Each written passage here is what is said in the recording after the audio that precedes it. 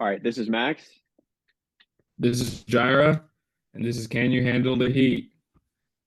Today we got You gonna my introduce your boy boy? Cam Johnson from Chapel Hill, longtime friend, longtime Pacer fan.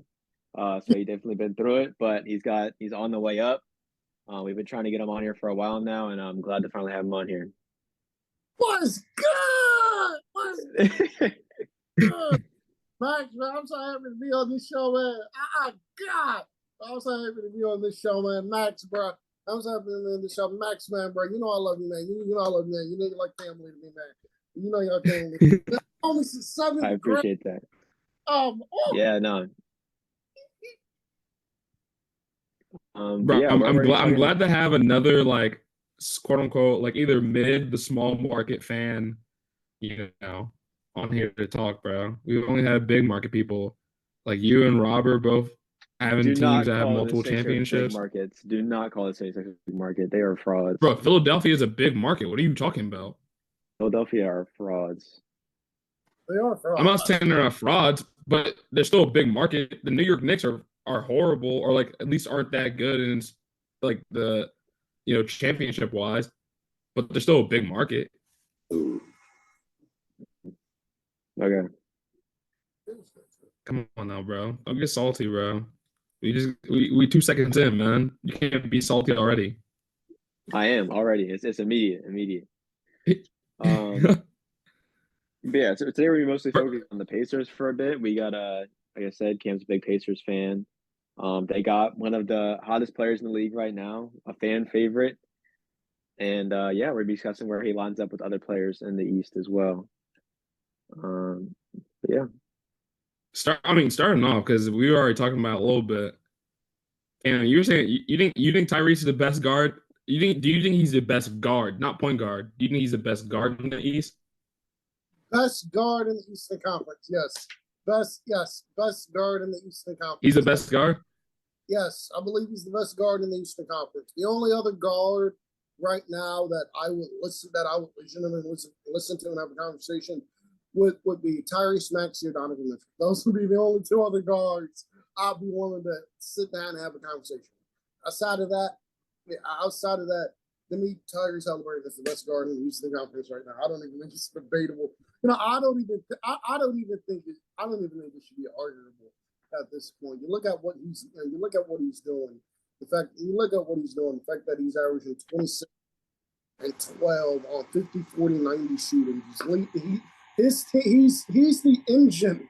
He's the quarterback of the best offense, not only in the NBA, but the best offense in NBA history at this point. He's the quarterback. He's the engine for that team.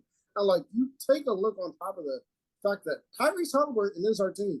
When Tyrese Haliburton is not on the court for the Indiana Pacers and when he does not play, we generally do not win games. I know we beat the Pistons last night because I know we beat the Pistons last night. Tyrese Haliburton had a terrible game. And Tyrese Haliburton had he had an off night. I know Benedict Mathurin shot 34s, but I'm not counting that. It's just the Pistons. They're on a 20-game losing streak. You should beat the Pistons, but you should be able to beat the Pistons. But like when Tyrese Haliburton is not on the court for us, we are not a good team. We are not a good basketball team.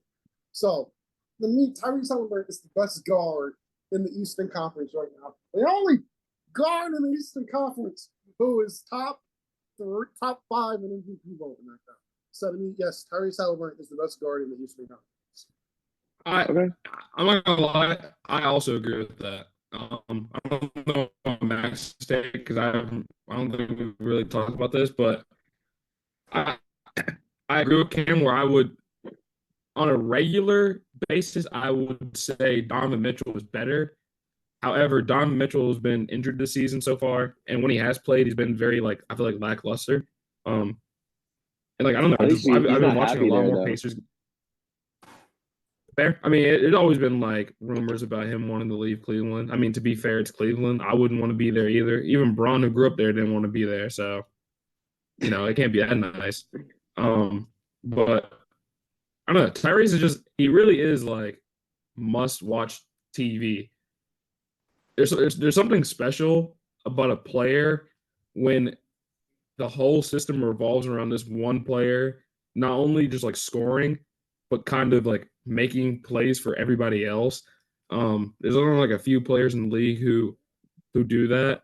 Jokic, LeBron, Luka, Shai Gilgeous-Alexander to an extent, but like players like that, when not only when you can make sure you're playing well, but also make sure everyone else is playing well at an elite level. And he's shown that he can win, like when it matters. I know the in-season tournament isn't the most like it isn't an NBA championship, but I mean it was competitive basketball. And other than the Lakers game, I mean, bro was hooping. He dropped the Celtics off, dropped the Bucks off, two of the top teams in the East. I don't think he could do it in a 7-game series, but I think just showing that they're there. I think legitimately they probably need at least another co-star and another like high level role player for the Pacers to be at the Bucks Celtics level. I mean, I don't see why they're not like I don't see why they're not better than like the Knicks or like Miami Heat. I'm gonna hear it. I think too. But I was just gonna say I'm in agreement. So like I was just gonna say I'm in agreement. Because like the one thing that terrifies me about this team, like even though like Tyrese Haliburton is hooping, Tyrese Haliburton has been incredible.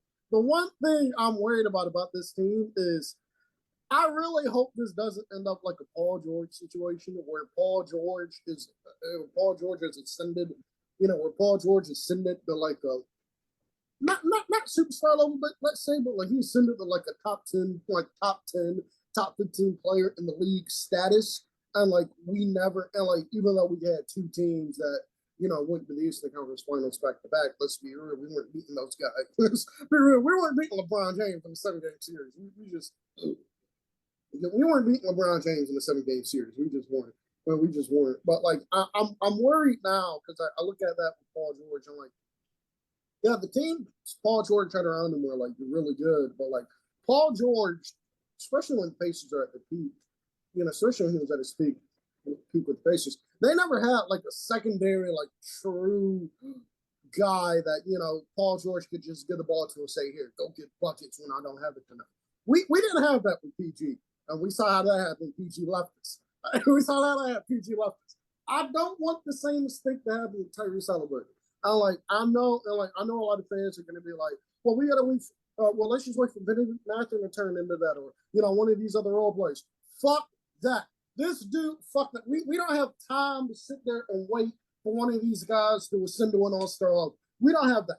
Love this team, but there's nobody on this team that I think will develop into an all-star caliber player,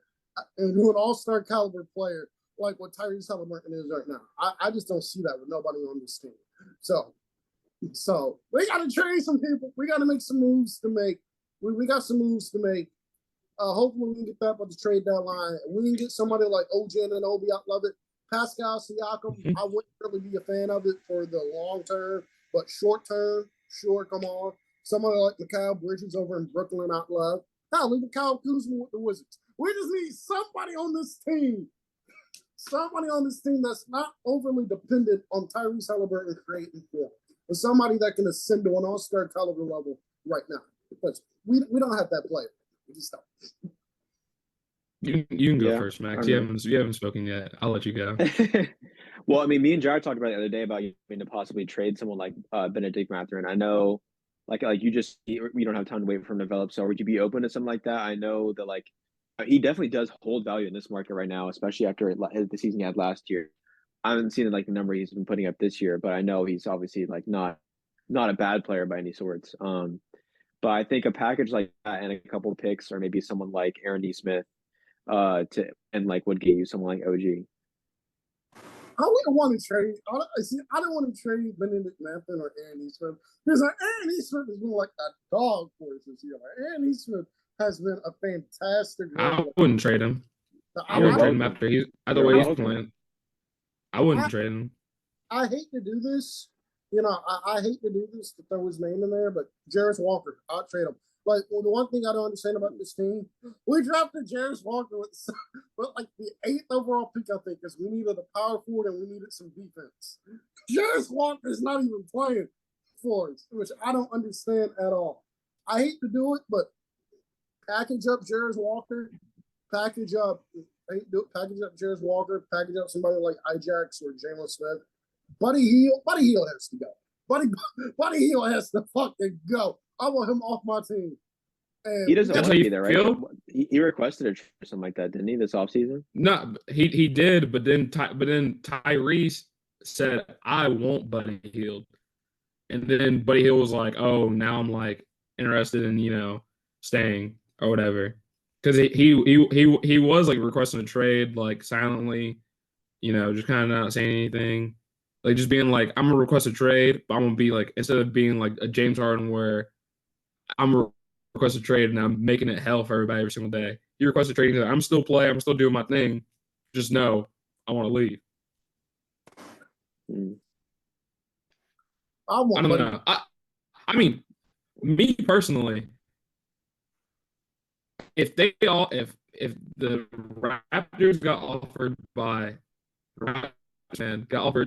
Buddy Hield and Tyrese Walker, maybe a first round pick, maybe I am a little bit more willing to move OG and O. Because me personally, I think for me, the only people I don't want to move are Scotty and OG.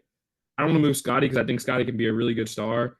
Bro's going to like 6'11 now, 240. And when he's on, he's on. Bro's he's a fourth quarter menace. He goes crazy in the fourth quarter. And then OG, he's been, ever since he came back, he's been shooting a little bit off, but still like a 40% shooter from three. I don't know. And he's a defensive player of the year level defender when he plays. So I just don't want to give up that. Pascal, I said it when we were talking before this, I'm okay with getting rid of Pascal. He's my second favorite player. I've said this multiple times. I love Pascal. What he has brought to the Raptors since we drafted him in like 2016 has been like unmeasurable. But like every Raptors great, there's a certain time where it's just like, it ain't working for you here and it ain't working for us. So you got to go. You seen this with DeMar when we traded for Kawhi. You seen this with Kyle when we traded him to Miami. You seen this with Fred over this offseason. It's time. Pascal's time. He has to go. Because him and Scotty literally just take up the same space. Not saying they do the same thing, but it's just like the way they score is in the same area. And teams know Pascal can't shoot to Scotty. Scotty's like jumped from like in like a 28% three-point shooter to like 36 now. But they're just crowding the paint because Pascal can't shoot. On a team, I honestly think people sleep on Pascal because he plays on the Raptors. And I think if he was on a different team, people would look at him a lot differently. I think he'd actually be a great piece for the Pacers for the fact of Pascal's kind of like a Swiss Army knife, like a do-it-all type of player. Like he's not the best at shooting, but he can shoot if need be in certain situations. Once he gets in like it's automatic buckets. He's a great like facilitator. He's averaged over like 5 assists for the past like I don't know ever like for a while now.